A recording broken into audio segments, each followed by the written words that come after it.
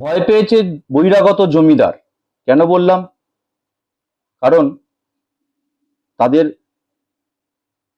আচরণে সেটা প্রকাশ। 2.5 লক্ষ কে দিয়ে ভেবেছে বুথে বসাবে, মানুষকে ভয় দেখাবে,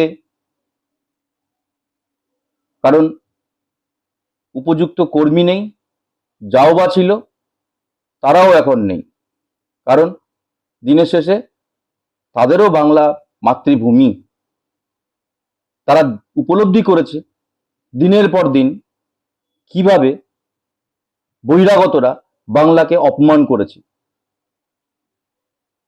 জমিদাররা ভুলে গেছেন এটা বিহার, রাজস্থান, উত্তরপ্রদেশ নয়, এটা বাংলা।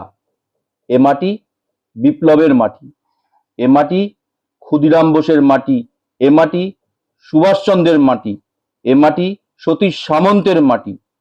বাংলা ইতিহাসেও পথ দেখিয়েছে, একটা ব্রিটিশ সরকারের মতো শক্তিকে সরাতে সাহায্য করেছে।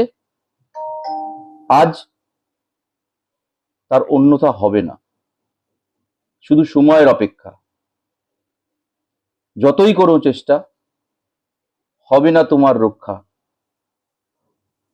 4 তারিখ আপনাদের নিশ্চিহ্ন হওয়ার যা সময়, মিলিয়ে নেবেন এবার।